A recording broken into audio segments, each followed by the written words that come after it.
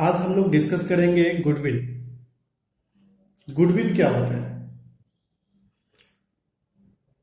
Goodwill जो है वो एक इंटेंजिबल एसेट होता है।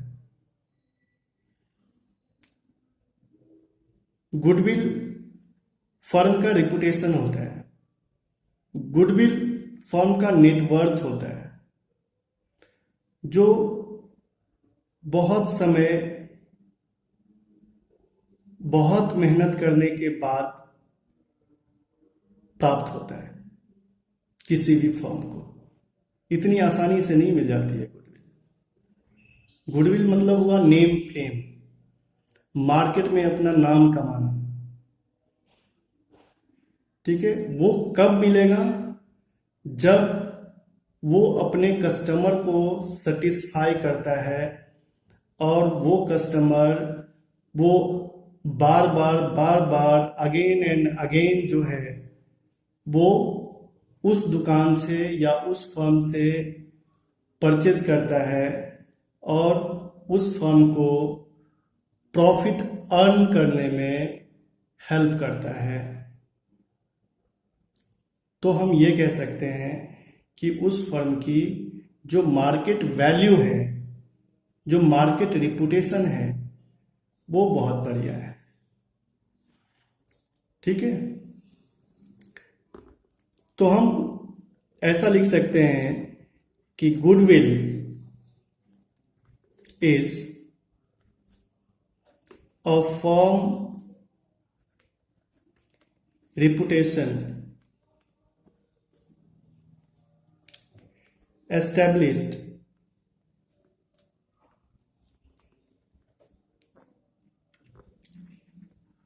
over time. It is an intangible asset. Intangible asset क्या होता है? That asset can not be touch, जो टेंजिबल नहीं है, ठीक है ना, जिसको हम टच नहीं कर सकते हैं, छू नहीं सकते हैं, वो हमारा इंटेंजिबल एसेट है। ठीक है, इंटेंजिबल एसेट्स को हम सेपरेट पढ़ाएंगे जब हम अकाउंटिंग स्टैंडर्ड 26 पढ़ाएंगे, तो इंटेंजिबल एसेट के बारे में हम काफ़ी चर्चा करेंगे विस्तार से। अभी आप ये समझिए कि गुडविल जो है वो इंटेंजिबल एसेट होता है। ठीक है, इंटेंजिबल एसेट मतलब those assets can not be touched, है ना। गुडविल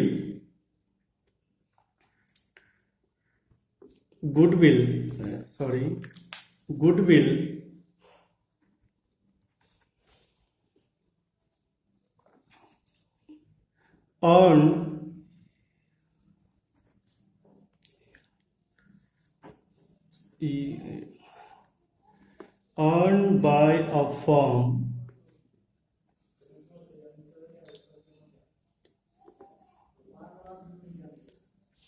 through the hard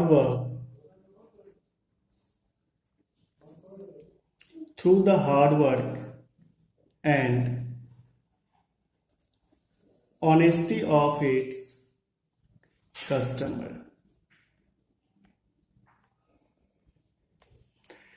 ठीक है, if customers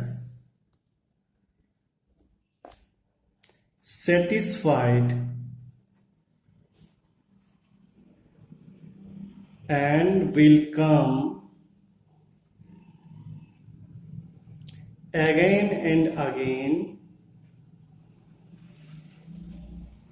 ठीक है, and the firm will be able to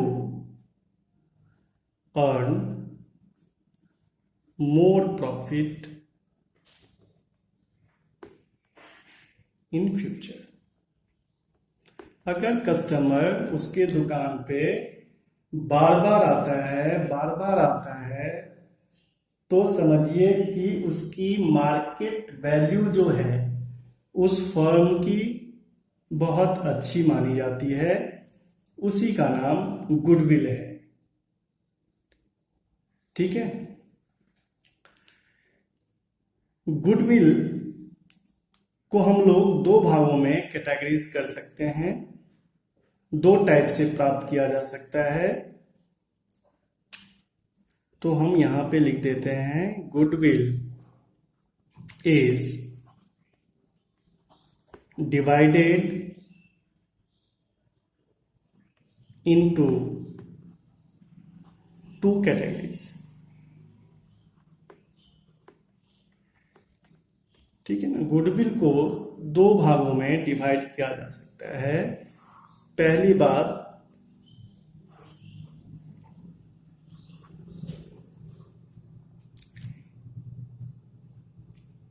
को हम लोग नाम देते हैं परचेज्ड गुडविल। परचेज्ड गुडविल अभी बताऊंगा कि परचेज्ड गुडविल क्या होता है। और सेकंड है हमारा सेल्फ जनरेटेड गुडविल।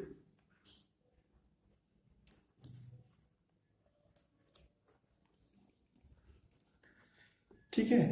दो टाइप से गुडविल हम लोग हासिल कर सकते हैं। फर्स्ट परचेज्ड गुडविल और सेकंड सेल्फ जनरेटेड गुडविल। ठीक है। तो परचेज्ड गुडविल क्या होता है? परचेज्ड गुडविल क्या होता है? जब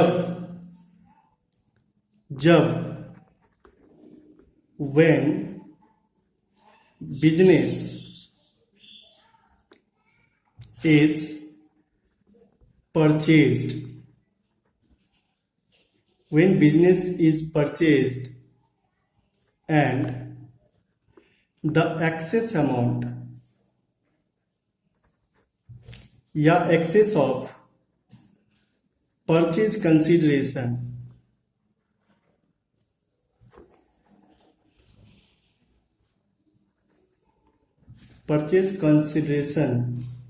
एक्सेस मतलब क्या हुआ कि जितना हमने एसेट्स लिया उसमें से लायबिलिटी माइनस कर दो, यानी कि नेट एसेट लिख देते हैं। नेट एसेट बराबर में जो आपके पास एसेट आपने किसी फर्म का लिया उसमें से लायबिलिटी माइनस कर दिया, तो ये आपका नेट एसेट हो गया। ठीक है। फिर से एक बार पढ़ते हैं। When business is purchased and the excess of purchase consideration, excess of purchase consideration is paid. ठीक है। Excess purchase consideration is paid in form of cash और काइंड। सपोज मान के चलो कि हमने किसी का बिजनेस परचेज कर लिया और उसकी असेट्स मान के चलिए कि 1 लाख है और उसकी आउटसाइड लायबिलिटी जो है वो 80,000 है। तो उसकी नेट असेट्स जो हुई वो 20,000 की हुई, और अगर बदले में हमने उसको 25,000 रुपया दे दिया, पेड अमाउंट जो है वो 25,000 रुपया दिया, जबकि 20,000 का ही सामान लिया हमने, लेकिन उसको हमने पेमेंट किया 25,000। तो यानी कि जो एक्सेस अमाउंट हुआ, एक्सेस अमाउंट कितना हुआ? एक्सेस अमाउंट हो गया 5,000। तो ये 5,000 जो है वो हमने किस बात का दिया? वो हमने दिया उसके गुडविल का, उसका जो मार्केट वैल्यू थी, उस फर्म की जो मार्केट रिपुटेशन थी, उस बात का हमने दिया। तो एक तो हम लोग ऐसे ही गुडविल को हासिल कर सकते हैं। ठीक है। और दूसरा जो है वो सेल्फ जनरेटेड है। सेल्फ जनरेटेड मतलब हम अपनी मेहनत से, है ना, मेहनत से जो मार्केट में पकड़ बनाए हैं, जो मार्केट में वैल्यू हम अपने आप को बनाए हैं, हमारी फर्म की जो रिपुटेशन मार्केट में बनी है, वो सेल्फ जनरेटेड गुडविल होता है। तो ये दो टाइप्स का गुडविल है। इस तरह से हम दो टाइप का गुडविल हासिल कर सकते हैं। अब यहां पे बात आती है कि हमें गुडविल की वैल्यूएशन क्यों जरूरी होता है। तो यहीं पे मैं लिख देता हूं छोटा सा, need for valuation of goodwill in partnership form. जब कंपनी पढ़ेंगे तो कंपनी में फिर बात करेंगे। अभी मैं पार्टनरशिप पढ़ रहा हूं तो मैं पार्टनरशिप को नज़र में रख के ये बात कह रहा हूं कि हमें गुडविल की वैल्यूएशन करने की क्या ज़रूरत है। तो हमें गुडविल की वैल्यूएशन करने की ज़रूरत इसलिए है कि अगर फर्स्ट पॉइंट में लिखने जा रहा हूं, change in profit sharing ratio, short form में लिख दिया profit sharing ratio amongst the existing partner.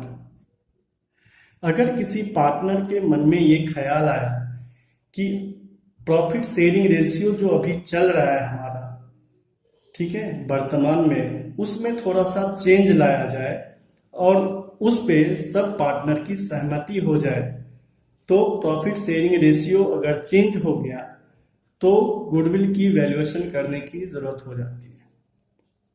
ठीक है, अगर मान के चलिए कि राम XYZ पार्टनर है, अब वाई जो है इतने दिन से बिजनेस चला रहा है, 2:2:1 में बिजनेस कर रहा था।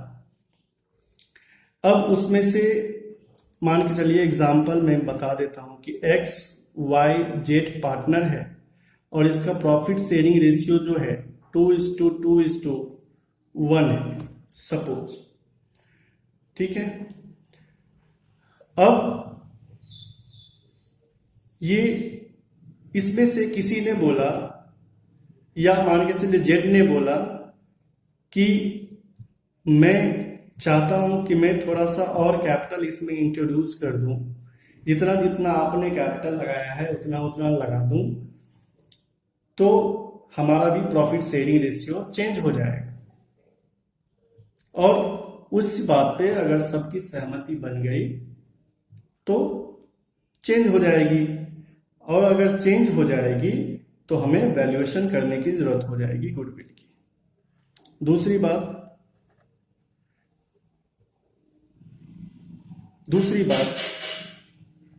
Admission of a new partner.